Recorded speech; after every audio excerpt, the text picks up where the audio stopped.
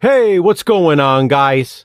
The Horror Man back with a bonus video in the Seldom Scene series this month, discussing Paranormal Activity, Tokyo Night.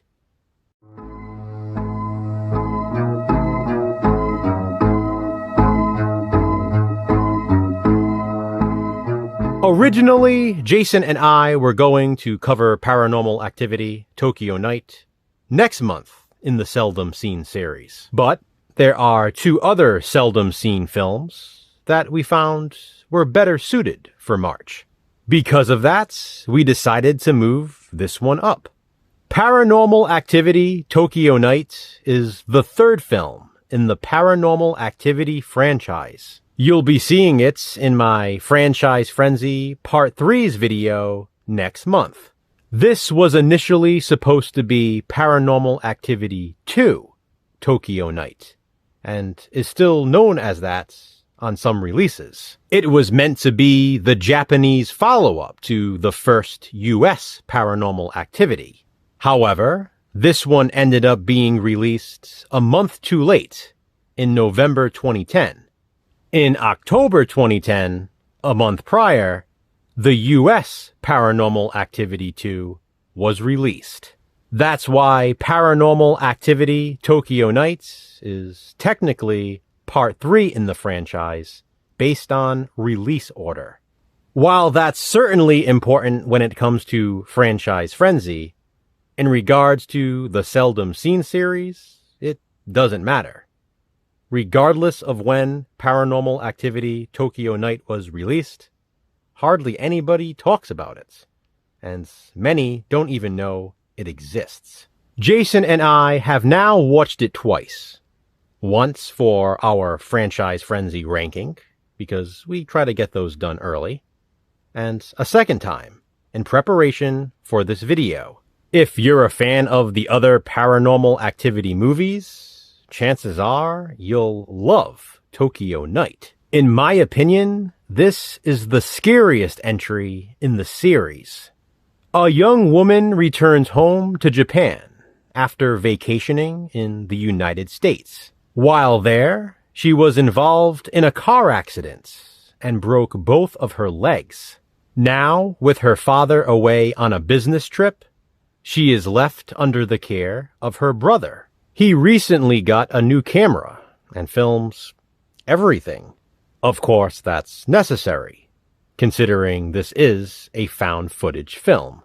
Obviously, just like in all of the other Paranormal Activity movies, strange things start happening around the house. Inanimate objects move on their own, and other creepy occurrences are caught on tape. The siblings believe something may have followed the young woman home, and with limited mobility, she's trapped inside the house with whatever it is. I can't really say much else without spoiling the whole thing, so I'll leave it at that. If you've seen any of the other Paranormal Activity films, then you know what to expect with this one. Now, I want to make this very, very clear. There are those who think this is just a spin-off.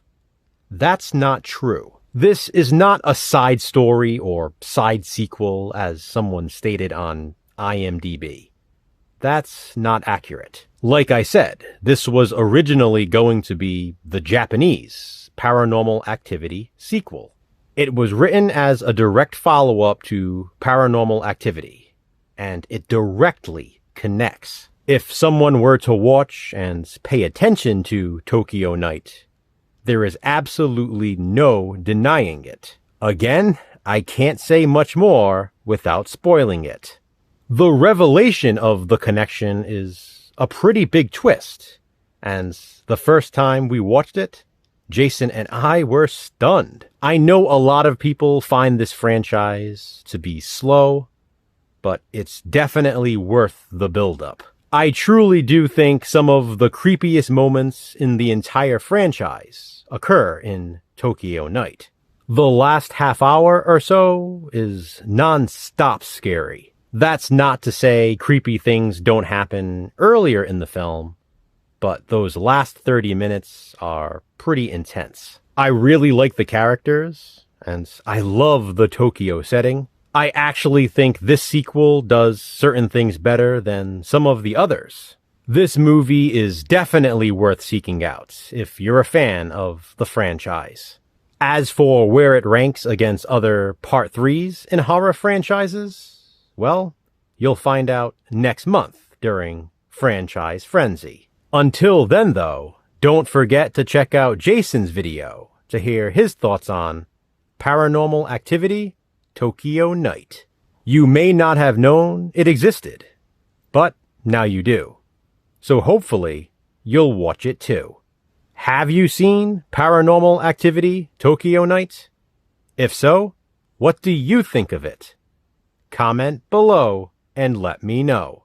Which seldom seen movie will we cover next in this series? Check back next month to find out. Until then, remember, physical media matters. Thanks for watching, guys. Hit that thumbs up and be kind. Subscribe.